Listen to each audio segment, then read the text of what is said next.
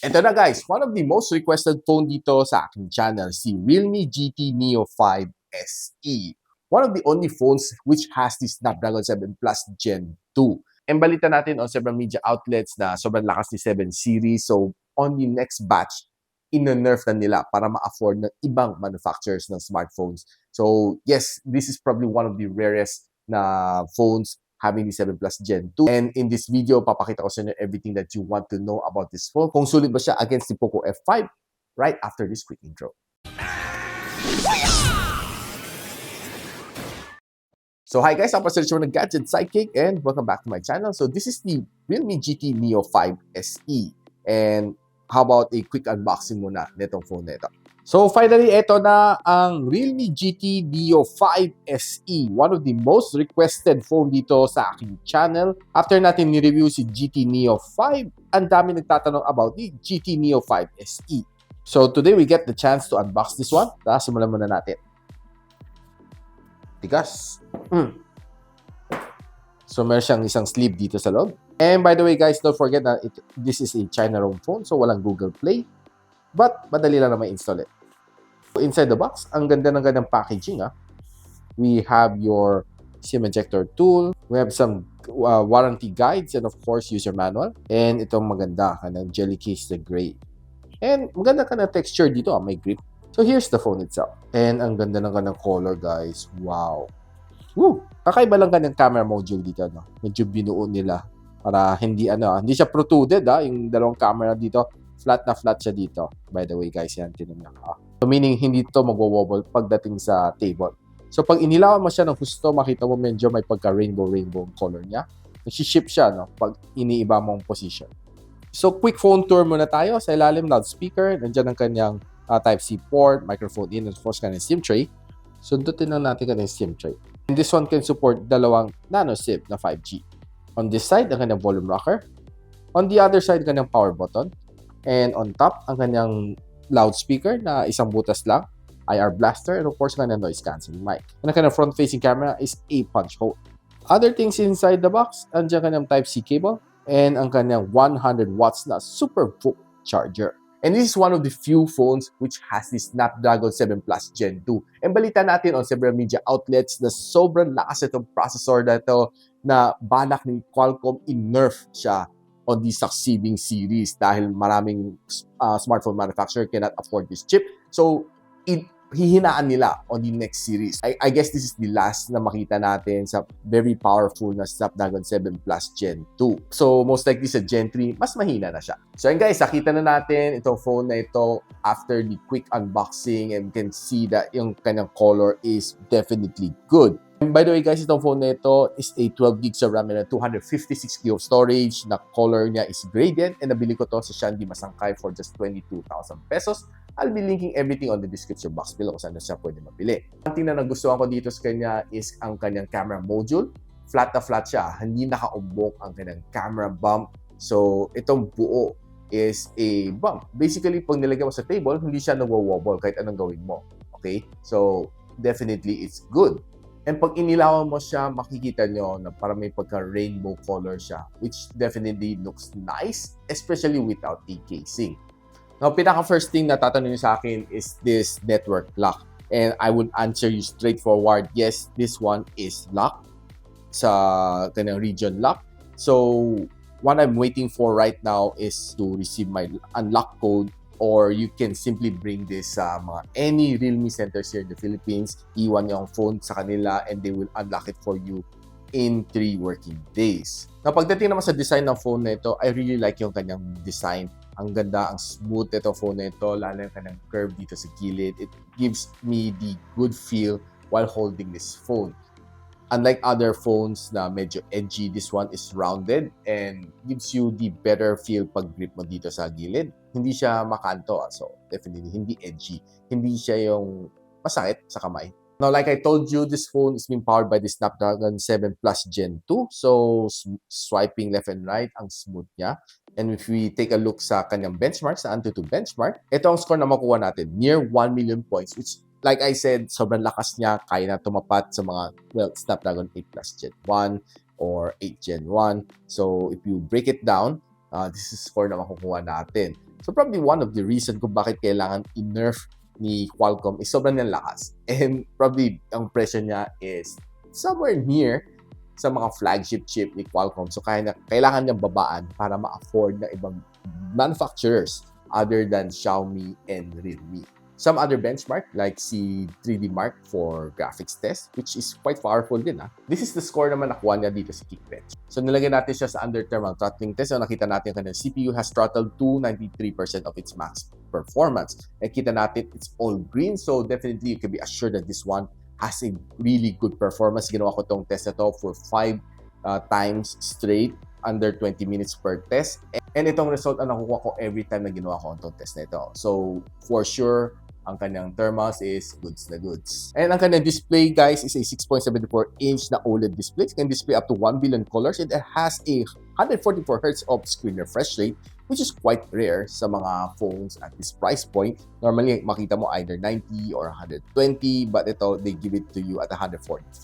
Now, ang kanyang maximum brightness is 1,400 nits, which is definitely very bright. And ang kanyang screen-to-body ratio is 88%. And currently, itong phone na ito has Android 13 and it's running inside Realme UI 4.0. So we can use yung RAM expansion niya. Either you can expand it to 4, 6, or 8 gigs. So if you expand it to 8 gigs of RAM, you'll be having 20 gigs of RAM all in all, total. So if you're checking your socials, be it on sa Facebook, sa TikTok, sa Twitter, or sa Instagram, it's smooth. And I can say 144 Hz is definitely very smooth. Lalo sa gaming, mafe-feel mo na sobrang smooth ang graphics niya a little bit later when we're hitting the games. So expect din when you're browsing dito sa Facebook, it's really smooth, like butter. So pwede mo i-calibrate na yung screen color mode, either use Vivid, Natural, or Pro. I would stay sa Vivid, and kanyang temperature, pwede na sa default. There are some features like this one, ang Ultra Vision Engine, which can give you sharper image, video color boost, and gives you bright HDR video mode. And ang refresh rate dito, either you can choose between 60, 144, or auto select. I was wondering kung I was wishing sana kaya na ilagay pati 90, 120 pwede mo select, no? Well, either you go for the lowest or the highest na dito. One of the downside na mapapansin mo dito sa phone na ito, it only has a level 3 na Wi-Fi security level. So meaning, hindi ka makakanood dito ng mga HD sa Netflix and on your other online na streaming apps na madalas yung pinapanood. If you're watching videos naman dito sa YouTube, I can say, ang ganda naman kanyang resolution dito. And the black is blacker, very punchy ang kanyang colors. I was watching mga animes dito, basketball games, and some Korean novelas dito. And when I'm watching mga dark scenes, the black is blacker, and I can say that it's really nice for the whole family. Mag-binge watch kayo dito ng videos. I can say maganda to pang bonding. And one thing na napansin ko sa kanyang loudspeaker is 4 ang kanyang speaker holes dito sa ilalim, and it's just simply one hole dito sa ibabaw. So hindi masyado balance ang kanyang sound. But if you're listening sa kanyang loudspeaker, hindi mo siya mapapansin na medyo mahina dito sa on top. Pero kung nagsa-sound tripping naman ako dito, quite loud naman kanyang loudspeaker. But of course, mapapansin nyo sa gaming, parang mas mahina konti when it's firing out from the left side. Now, ito phone na ito has a 5,500 mAh of battery, which is quite big and well generous for si GT Neo 5 SE. And this one can charge up to 100 watts na super book charge. And considering this phone is just under 200 grams, I'm quite amazed kung paano nila pinagsama ang 5,500 mAh na battery dito. It's just 193 grams. Quite light naman siya on my hand. And charging from 10 to 100 takes me just roughly 40 minutes to complete the full charging cycle, which is quite okay, under 1 hour. And one thing that I could be proud of dito sa phone na ito is makunat ang kanyang battery. It can give me 16 hours of screen on time dito sa phone na ito.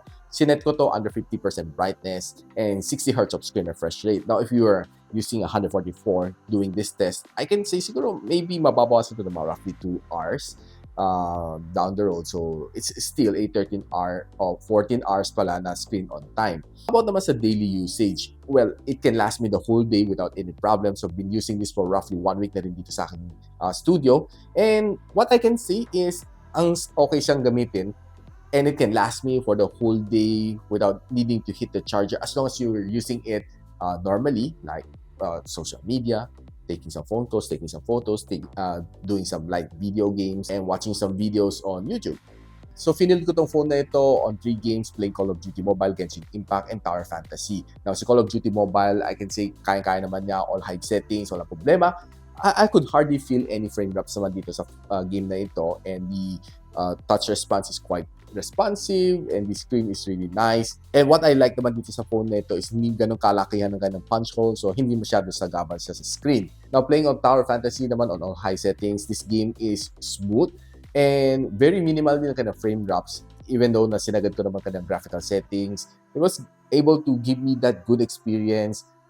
Well, kahit mag-jogging ka lang dito or playing with or fighting the big bosses dito, kayang-kaya niya i-handle naman ang kanyang graphics on all high settings. And ito naman, the moment of truth sa Genshin Impact, one of the more graphics intensive na game na pwede natin ma-play on mobile phones. This one, nilagyan naman natin sa all high settings, and I can say, guys, after 30 minutes of playing neto straight, okay na okay pa rin siya. Very minimal ang ng frame drops, smooth na smooth ang aking experience dito sa game na ito. Well, honestly, I could hardly feel any frame drops. Parang wala nga ako na-feel after playing for 30 minutes. And probably the only thing na napansin ko dito is a little bit warm dito sa likod.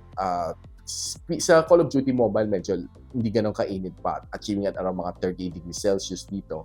But pagdating naman sa Genshin Impact, na-achieve ko at roughly mga 43 degrees Celsius at the most. This time naman na pag-usapan natin kanyang camera. Ito phone na ito, it has a triple camera setup dito sa likod. So, one module here and dalawa dito. And it has dual LED flash as well. This one is the 64MP na main camera sensor. Then, it is coupled together with the 8MP na ultra-wide lens and a 2MP na microscope lens. Then, this one can shoot up to 4K 30fps. And ang kanyang punch hole dito sa harap is a 16MP na front-facing camera shooting up to 1080p and 30fps. Now, probably guys, natanong sa akin kung anong brand ang main camera sensor nito sa likod, the Realme GT Neo 5 SE. This one has a OmniVision na OV64M. Now, nalabas ko naman itong phone na ito on outdoor. I can say it was able to capture in some really nice shot. And taking itong bumamelo shot na ito with some big red ants here, you can say na very detailed ang capture na dito sa mga langgam na ito using the 64MP na camera. Now, on outdoor basis, as long as magandang yung lighting, this phone can really perform, can really gives you some sharp photos. And yeah, I'm quite impressed dito sa mga photos na nakuha ko dito sa phone na ito. Now, bringing indoor on low light situation, well, I was able to capture din some of this nice and really cinematic shots na nakuha ko dito sa some of the figurines dito. And yeah, it's really nice and very detailed na mga pictures na nakuha ko dito. And some photos like this are quite detailed as well. And some more indoor shots, ang ganda ng mga pagka-render niya, no? Even though na medyo low light, kaya naman niya mag-reproduce ng some high quality photos on indoor basis. Namin naman natin ang kanyang wide lens. This is how it looks like. This is the normal lens and this is the 2x zoom lens. Now, kumuha tayo ng kunting sunset shot and yeah, nice naman ang kanyang shot, but of course, don't expect yung performance niya is like any mga flagship phones that can give you really dramatic na mga sunset. This one, for me, it's just okay. Now, taking some of these night shots is quite good. And makita natin mga ilaw is medyo in-enhance ni Realme na content to make it look a little bit better pagdating sa night mode. So, tinry naman natin gamitin ka ng microscope lens. This one is, nakuha ko to, no, sa wallpaper namin. And this is how it looks like. May makita ka ng mga dirt talaga dito na nakakapit sa wallpapers namin. And yeah, for OC people, I think this is a good feature. Now, ito naman is taken under a crystal-like figurine dito. And this is the microscope shot. It looks kind of cool pag tinignan mo. Medyo mahirap lang siya mag-focus. No? There are some of these shots na medyo blurred. But I was able to capture one na medyo mas malinaw na shot. And it looks kind of cool. And this one is taken under 40 times zoom na microscope lens. Some selfie photos, some indoor shots is nice. And outdoor shots are pretty nice as well. Sometimes medyo low light sa loob and kaya naman na mag-perform. No? There are other smartphones na medyo pagdating sa low light, pumapangit lang yung picture, dumidilim. But this one, kaya na enhance yung kanyang lighting, giving you a better shot pagdating sa indoor low light situation. So let's check out some of the videos na nakuha natin dito sa phone na ito for the front-facing camera. Ito ang sample. Hey guys, right now I'm holding the Realme GT Neo 5 SE and recording at 1080p and 30 FPS, and this is the resolution we'll be getting. And I can say it's a little bit shaky, but there are times that it's a bit stable when you're panning around, up and down, it's okay. And I can say the resolution is really nice. You can use this for TikTok or just simply messenger chat, video chat, it's really good. And the audio is recording using the default microphone. So this is the resolution you'll be getting from this phone if you're vlogging outdoors. Pansin ko sa kanya is a little bit shaky, and this one can only shoot at 1080p and 30 fps. And that's basically the resolution you'll be getting. Okay naman siya for me overall ang resolution, but it could have been better kung 1080p and 60 fps at the very least. Now, check naman natin kanya rear camera shooting 4K and 30 fps.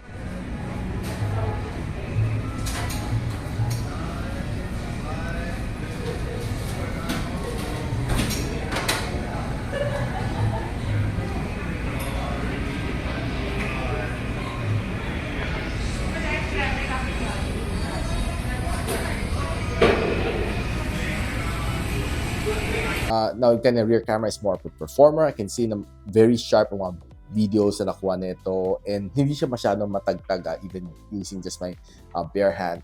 It can probably be one of your go-to na vlogging camera, itong GT Neo 5 SE. Now guys, ano pwede ko masabi dito sa phone na ito? Would it be able to match up yun sa Poco F5 na with the same processor? Well, honestly, yes, this one can perform toe-to-toe laban sa Poco F5. And with kind of price point, it's, well, pretty decent din and very attractive kind of price point at 22,000 pesos. And probably the only thing that might limit you is ang kanyang network lock, which, well, kaya naman ma-unlock using a unlock code being with the help ng iyong seller. And of course, you can also bring this to the realme center here in the Philippines to have it unlocked. Now, one thing na napansin ko dito sa kanya is hindi siya nagta-throttle unlike si Poco F5, which after ng update napansin natin, medyo nagta-throttle na siya, and which is not really that good if you're a owner ng Poco F5. Now, if you haven't bought one yet, then you're still trying to decide between this one and Poco F5, pang feel ko this time around, I would recommend itong Realme GT Neo 5 SE as the better option as opposed to sa Poco F5. One is because better ang kanyang thermals, and two, well, maganda rin yung kanyang camera, and three, okay na okay ito for gaming purposes. Now, kung gusto naman naman kung saan kayo pwede mo-purchase ng phone na ito, and I bought this one from Shandy Masangkay, I'll be linking everything on the description box below. And if you like this video, guys, don't forget to like, subscribe, and of course, hit nyo yung bell icon para hindi nyo miss mga future uploads dito sa aking channel. And so, ako para si Richmond, and you're watching Gadget Sidekick. What's up? Like and subscribe to my channel. Don't forget to hit that notification bell. For one of my latest uploads, click the dito. And for one of my popular uploads, click here.